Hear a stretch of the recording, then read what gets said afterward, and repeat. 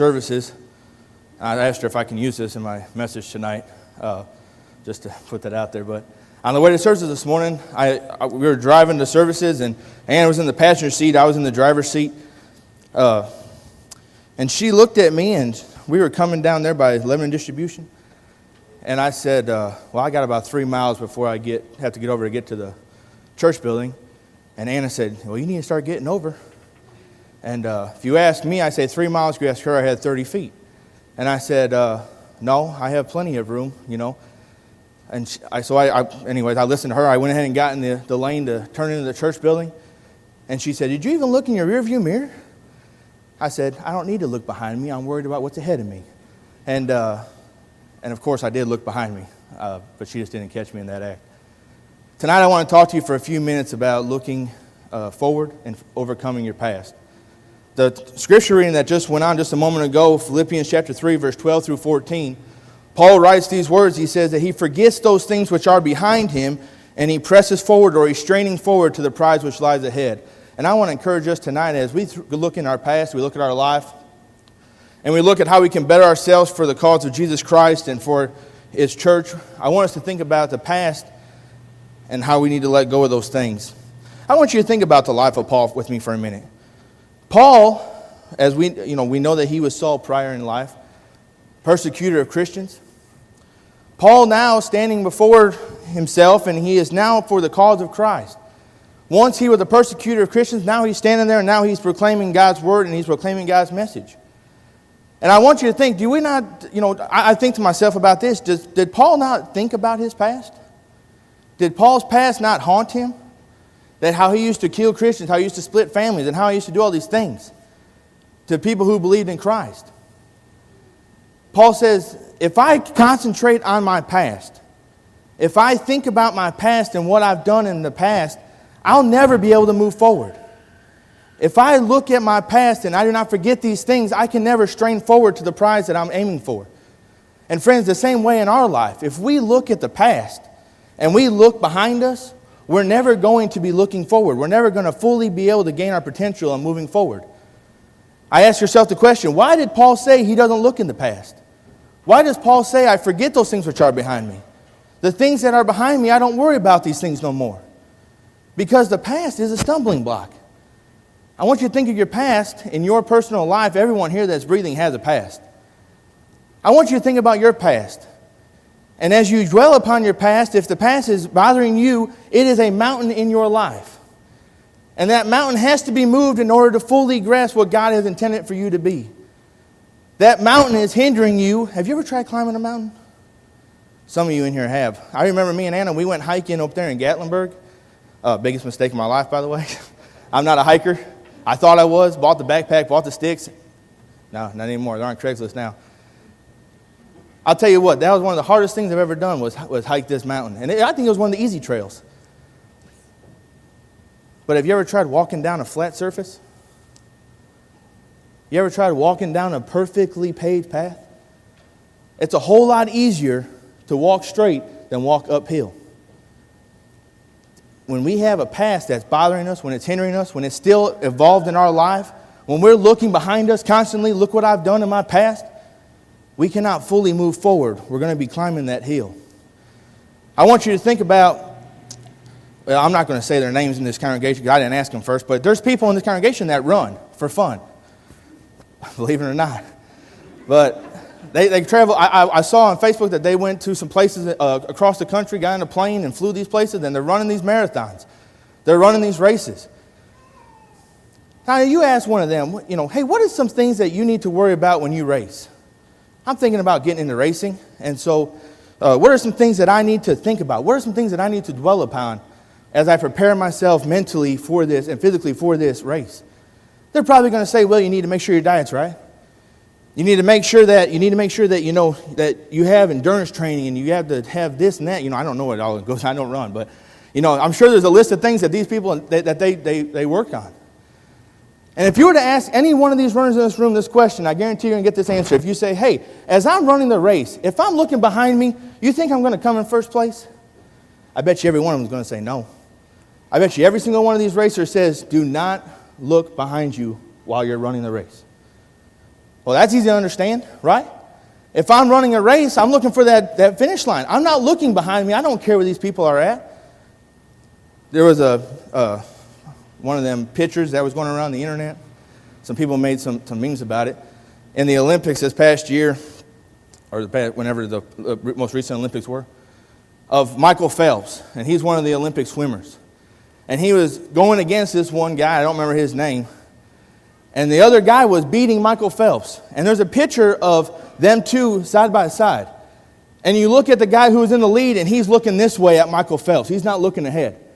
And then you look at Michael Phelps, and Michael Phelps is looking straight ahead. He's not looking at where he's at. He don't care where he's at. He's looking straight ahead. Michael Phelps was losing, but Michael Phelps won that race. Why? Because this guy decided that he was more worried about what was behind him than what the prize was ahead. And you see, friends, in our life as Christians, when we focus on the past and when we look behind us constantly, we need to be like Paul and forget those things which are behind us. Did things happen in life? Absolutely. Things are going to happen in our lives. If I was to go throughout this room and ask you individually and say, hey, what happened in your past? What happened in your life? You know, the 1 second ago was our past. So anything behind me is my past. What happened in your past? I bet you're going to get some pretty far answers. You ask me about my past, I'll tell you my past. If I ask about your past, it's going to be completely different probably, but you have a past as well. When we look at our past, when we think about these things in our life, I can't change the past. Things happen. Life happens. Divorce happens. Relationships fail. Gossip takes place. You can fill in the blank. Things happen in life. Things that sometimes we can't control. A lot of us, before we went into the waters, had a different kind of life. When we came out, the Bible says we were a new man. Well, when I become a new man, sometimes I look at my past, and it slows me down to who God created me to be, who God intended for me to be. And I want to encourage you tonight, when you look at your life and you think about your scale with Jesus Christ, and you say, well, I'm giving myself 80% to Jesus Christ, chances are that 10% is your past that you're worried about. Not realizing these things. But let me encourage you, let's give 100% to Christ. Let's give 100%. Forget those things which are behind. Don't worry about the past. I heard a lot of people tell me before, they said, Jake, I don't think that I could do this, and you can fill in the blank, whatever it is maybe in your life, because of my past. I'm going to tell you something. If you were to ask me about my past, you would never believe that I'm standing up here right now preaching to you. You would be baffled that I'm standing before you this morning, or tonight. God had it in His plan for me to proclaim His word. I fully intend, I believe that with all my heart. Doesn't matter what my past lies. Things happen in my life. I can't change my past. And I want to encourage you, God has so much more potential. You have so much more potential in your life that God has given you. Let go of those things behind you and press forward to what He's fully created you to be. Paul says, forget those things which are behind, and I continue to press forward to the prize which is ahead. When he says I press forward, the original phrase there, the original wording in there is literally to chase after. To chase after something. When my kids don't listen, I'm chasing after them. I'm not slowly trying to get to them. I'm going to be chasing after them, fully motivated to get them. Paul says the same wording here. He says, listen, when you are moving forward in life, you are chasing after something. And just like the race I talked about a minute ago, you don't need to be looking behind you. You need to be looking ahead at what lies before you. Not worrying about the past, because what lies ahead of us? In our life, listen, I may have gone through all these different things. I may have a chart of what my past looks like. But that is behind me. What's ahead of me? The one thing that matters ahead of me is that Jesus Christ promised me a crown, and that crown is the only thing that I need to be worried about. That home in heaven is the only thing that I need to be worried about. People may look at you differently because of your past. People may judge you differently because of your past.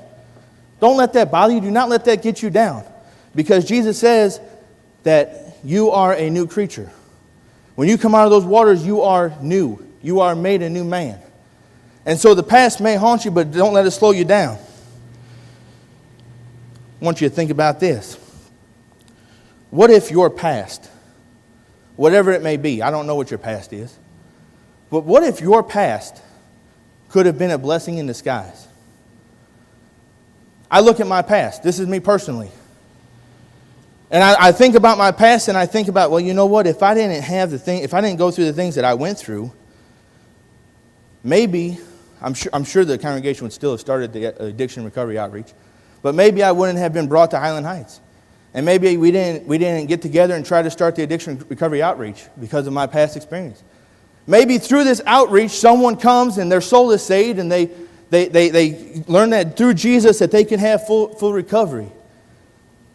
And so if I look at my past, was my past awful? Absolutely. But now that I look at my life going forward, maybe that was a blessing in disguise. It has prepared me for what God has intended for me to do with my life. You know, maybe sometimes someone here says, well, man, I've been divorced. There's just no way, and I'm just throwing some things out there, but maybe I've been divorced. Maybe I can't do this, I can't do that, I can't do this. Let me tell you something. When things happen in your life, God has his hand in it. I'm not saying that God says, I want you to get divorced. I'm not saying that. But God's hand is in everything. And when God's hand is in something, he is preparing you for something that lies ahead. Maybe there's someone here that needs to have guidance. Maybe they need to have counseling. Maybe that there is someone here that door has now been opened because you relate to them in that way. Hey, I've been there too. I've been in your shoes. Let me talk to you. You see, friends, maybe sometimes we need to look at our past a little bit differently and look at it and say, you know what, I'm going to use this as a stepping stone, not a stumbling block. I'm going to use this as steps forward. I'm not going to use this as a mountain that I need to climb. This is my past. I'm forgetting those things. I'm going to learn from these things. But I'm pressing forward. I'm moving forward. And by moving forward, I'm praising God. I'm declaring his name. And I am going to reach for that crown which lies ahead. You may be sitting there saying, man, there's just no way that God can use me. You don't know my past. You don't know what I've been through. You may be saying, hey, look, man, I don't want to get into it, but there's no way that God can use me. I want to encourage you to think about these things. God used Noah, and Noah was a drunkard.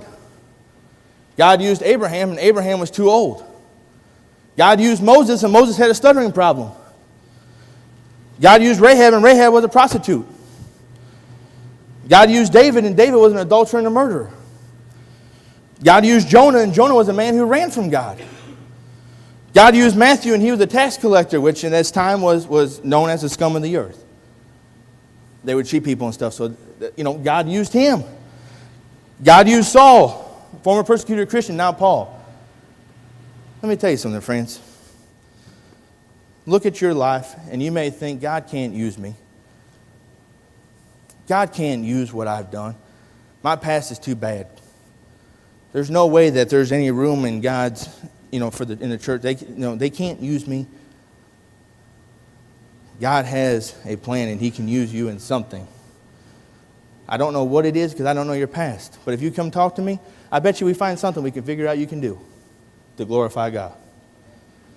I want you to think about Galatians chapter 2 and verse number 20. Paul writes these words. He says, I am crucified with Christ. Nevertheless, I live, yet not I, but Christ lives in me.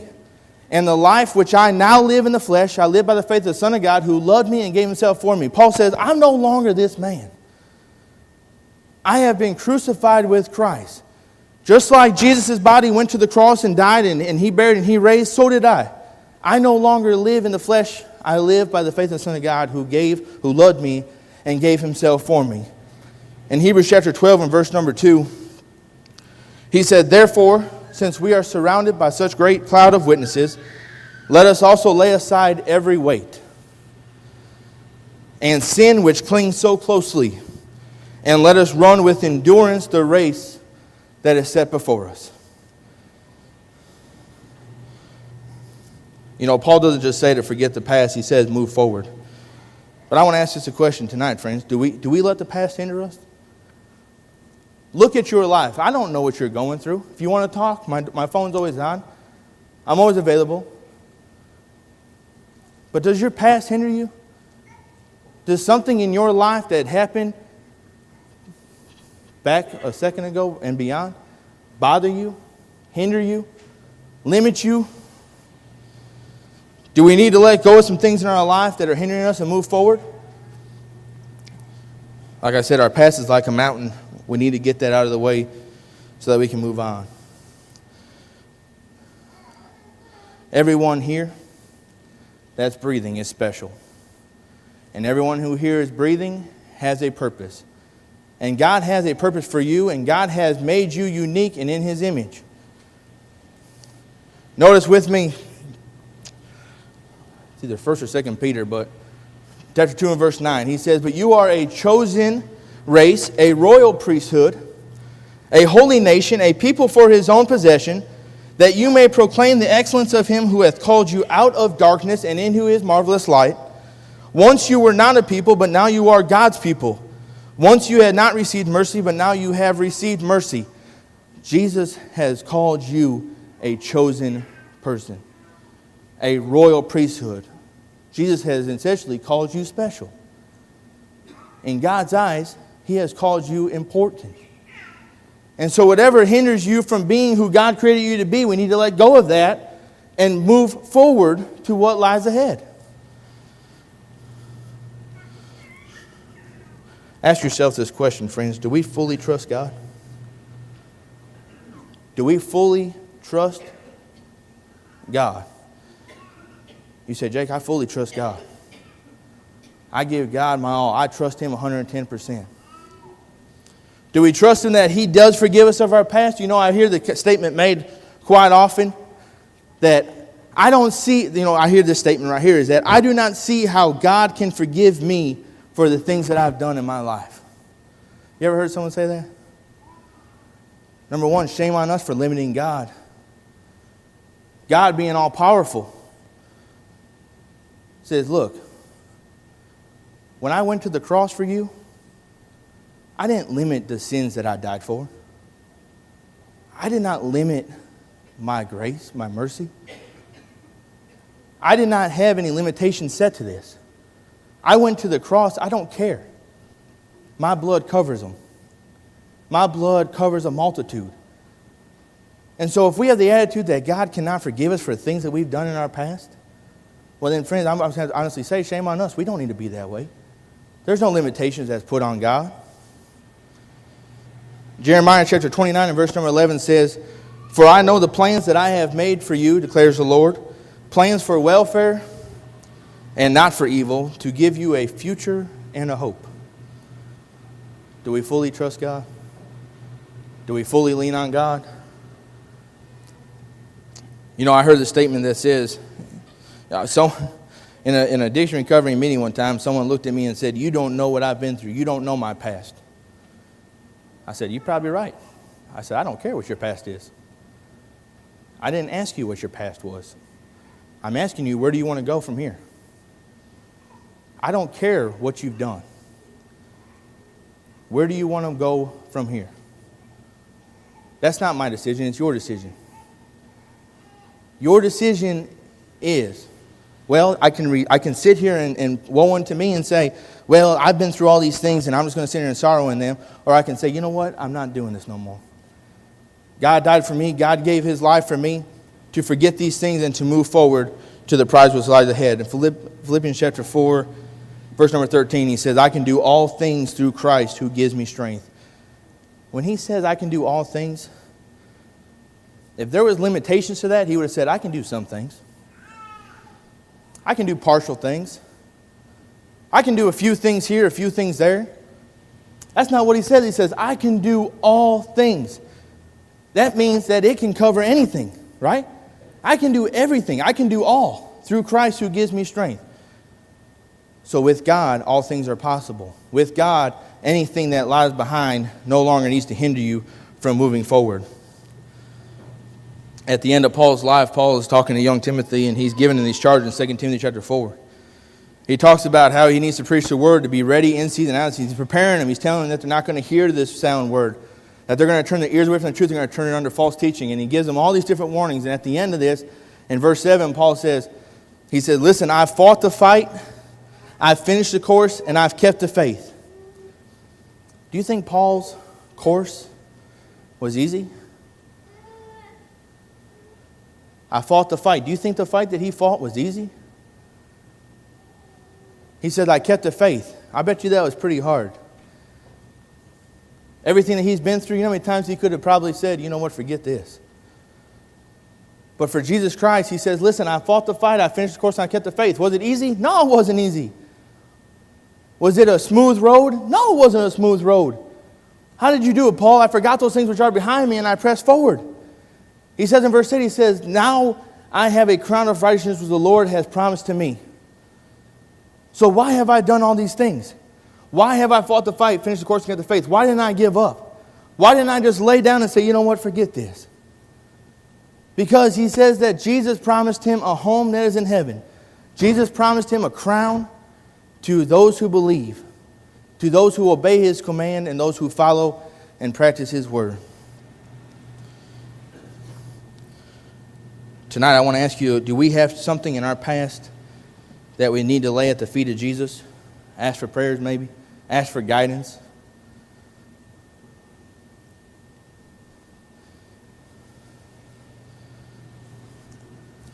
I wish I had this letter with me.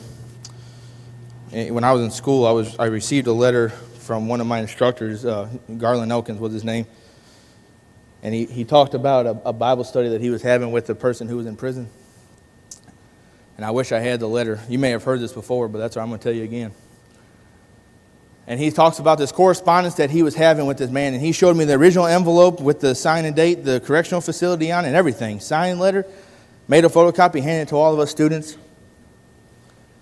And I remember him telling us this story, and he's going on and on about how he's talking with this man. How this man was a cannibal, how this man used to kill people, how this man used to eat. I mean, just a horrible, horrible, horrible person. Mind-blowing things that I can't even comprehend.